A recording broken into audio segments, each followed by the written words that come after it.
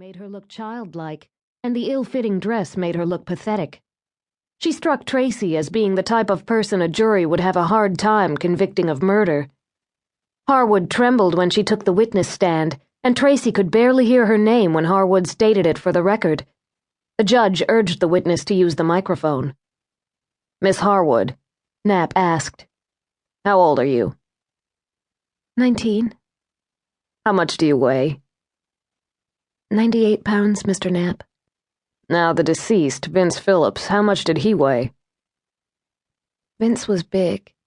Real big. I think around 270. Did he wrestle professionally at one time?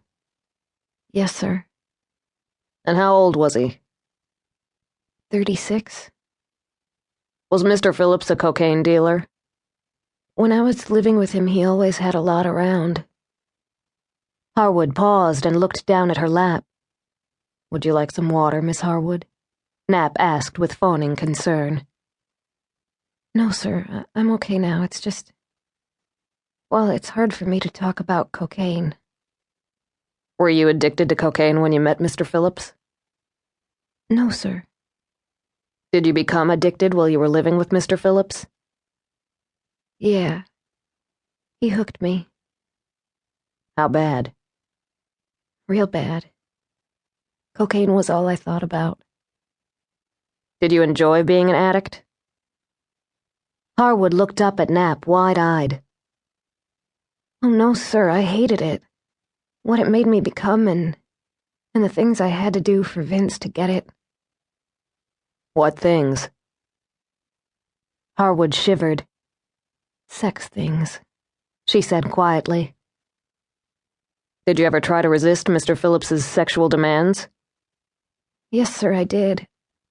I didn't want to do those things. What happened when you protested? She stopped, looked down again, then dabbed at her eyes with a handkerchief. This time, Harwood accepted a glass of water.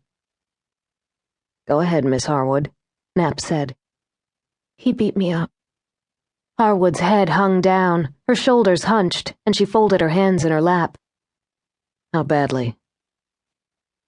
He broke my ribs once, and he closed my eye. Sometimes he beat me so hard I passed out. Harwood's voice was barely above a whisper. Did you go to the hospital after one of these beatings? Knapp asked.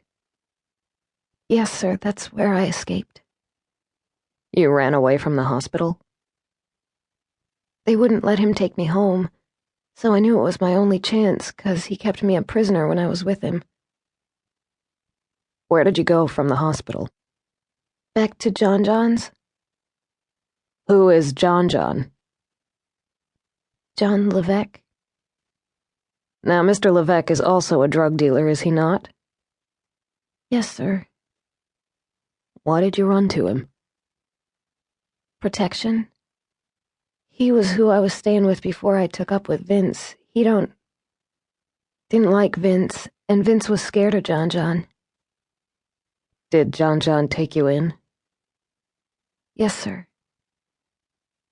Let's move to the day that you killed Mr. Phillips.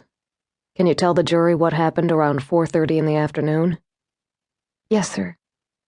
I'd been at John John's for about 2 weeks, and I guess I was starting to feel safe, so I went out for a walk.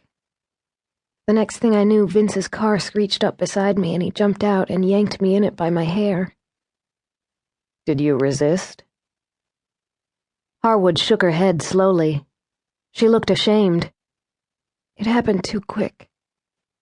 1 second I was on the street, then I was on the floor of the car. Every time I tried to get up, he'd pull my hair or hit me. Finally, I just stayed still. What happened when you got to his house? He dragged me into the bedroom. Please describe Mr. Phillips's bedroom. It's real big, with this king-size waterbed in the middle, and mirrors on the ceiling. There's a stereo and a big screen TV. And it's weird. Vince painted it black, and there are these black curtains around the bed. What happened in the bedroom? He ripped